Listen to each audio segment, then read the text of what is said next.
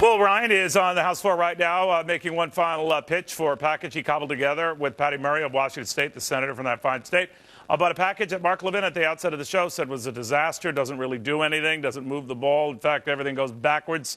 Republican Congresswoman Michelle Bachmann here now on whether she'll vote for it. What do you think, Congresswoman? Well, I think Mark is absolutely right that it doesn't move the ball forward. Let's face it. If anything, it's a minuscule step. And I think what it represents, quite frankly, is that both sides decided they didn't want to fight. They wanted to agree. And so they just got the deal done. Now, the good thing is Congress actually has a budget, so that's positive. But does it balance? No. Does it balance in the near term? No. Does it balance in the long term? No. So for Tea Partiers and conservatives, this leaves a lot to be happy about. But on the other hand, what our real goal is right now is to have an election and make sure we can get people in who are going to deal with the biggest budget killer there is right now, and that's Obamacare. We have to repeal Obamacare. So you're voting against this, Congresswoman, just to be clear.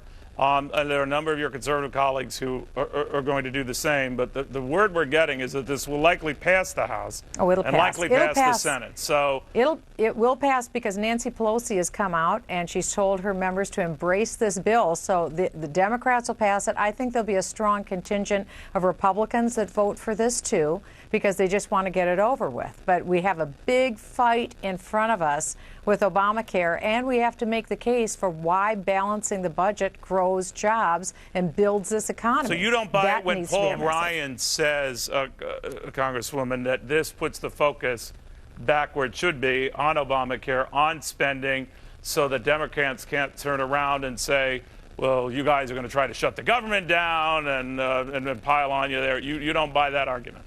No, I do. I think Paul's exactly right. I think that Paul did the best he could with the hand that was dealt him. I give him a lot of kudos and a lot of praise. I think he did a good job, a very good job with what he had.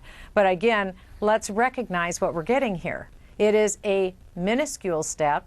It does give certainty to people going forward. It is Congress getting a budget, so you do have a lot of positives. It's not all negatives. But to Mark Levin's point, he's exactly right. This doesn't get us in very little even in the direction of a balanced budget. So I'm not slapping up Paul here because I think Paul did a very good job. But do you think that his strategy is to avoid a shutdown? And you're quite right to say, sometimes Republicans get the blame for prompting a shutdown because they're against spending more. Democrats never do because they are.